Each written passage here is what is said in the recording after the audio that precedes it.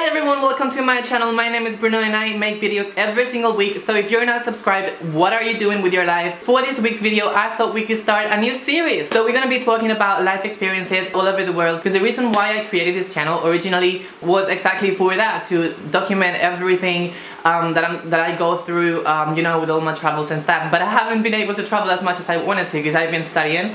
So I thought, as I wait until I can, you know, get back on the road and travel the world, I can tell you my past experiences, what I've lived already.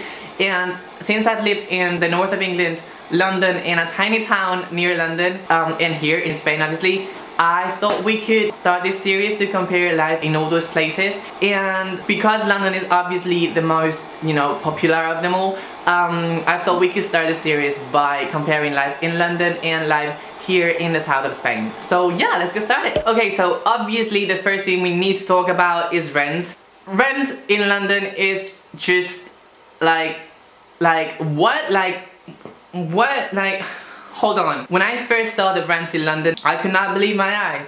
The only thing I know for sure about this series is that I want to keep it real, like 100% real. So I'm gonna tell you guys the exact prices I've paid in London and in Malaga, where I live right now, south of Spain. So when I was studying in university here in Malaga, I had to share a flat to go to university. So when I was sharing a flat with some friends in the city center, I was paying around 200 euros, between 200 euros and 250. But that's like, you know, pushing it. Like the normal thing is to pay around 200 euros, and you can pay even less if you share, you know, with more people. So that's like the normal thing to pay for rent as a student in Malaga. But then my friends, when I went to London, it was last year. When I went to London last year to work and to study there, I was paying, no kidding, 550 for a tiny room, cold as fuck, because the heating with the radiators or whatever you call it, it didn't work properly. It was tiny as fuck, and it was not even in the center of London. It was in zone 2, but I had to say like a gazillion trains and buses and everything to get to the city center. So it was not convenient, and it was more than double what I was paying here in Malaga. So yeah, we've got rent, Malaga and London. So obviously Malaga wins the first round. So second thing, the second thing I wanted to talk about is university and studies in general, but I cannot talk about that because in London I was studying in a Spanish university, so I can't really compare. But if you want me to talk about differences between universities in England and universities in Spain, I can do that because I studied in Sheffield. So I can sort of, you know, compare them too, but that will be in the second video. So make sure you click the like button if you want me to make a second part of the video. So yeah, moving on from studies, let's just talk about work. So for this section, we've got a major difference. The difference is that in London, you can actually work and get a job, and in Malaga, you cannot. That's it, like that's the end of it. When I was living in Malaga, I had to spend a semester of university, so I was looking for a job to, you know, pay bills and not make my parents pay for them. And I couldn't get anything, like at all. I tried bartending, I tried retail, I tried literally everything, and I could not find anything at all. And then I went to London, and literally the first day I got here, not the first day, but like the first week I got there, I got like 3 jobs. Like what the hell? It was so freaking weird because I was like, my heart was pounding every day because I was like, oh my gosh, I'm not gonna get a job. I don't know how I'm gonna pay for this hostel. I don't know how I'm gonna pay for rent. I'm not gonna be able to get a job, because I thought the situation was similar to the one here. But baby, it's just completely different. If you need a job, like a quick job to get quick money, go to London, go anywhere in England, you will find jobs easily. And they actually pay quite well. So if you need quick money, just don't think about it, go to London.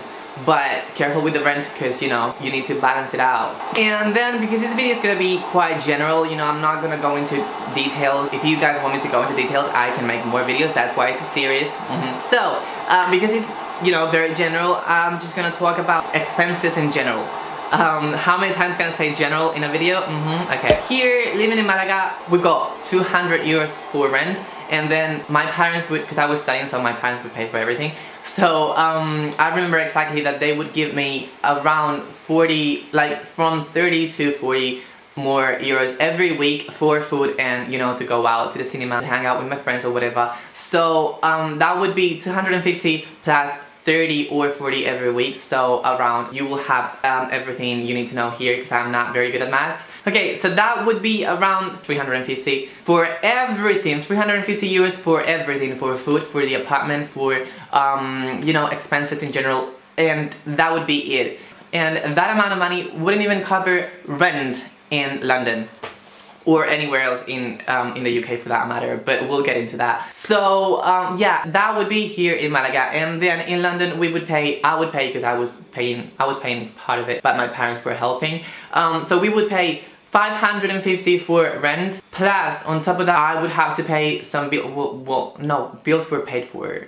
Yeah, bills were included in the rent, so no bills. But then I would have to spend another 140, I think it was 130 or so in transport, because I was living in Zone 2, but I was like at the end of Zone 2. So as I already said, I would have to take a couple of trains and buses to get to the center. So yeah, I needed that, and that only included Zone 1 and 2. And yeah, it was 120 or 30 or something, so you will have the whole thing here somewhere.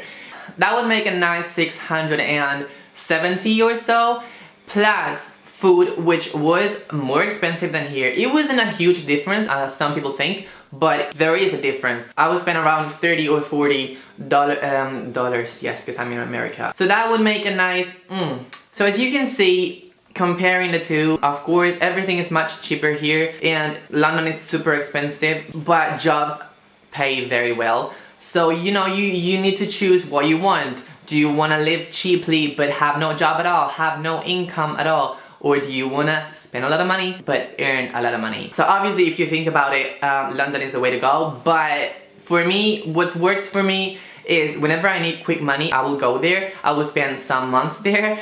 I will save up some money, and then I will come here and spend the rest of the year studying or whatever. So that's what's worked for me so far, because I needed to get money quickly because I want to get a visa for Australia at the end of this year.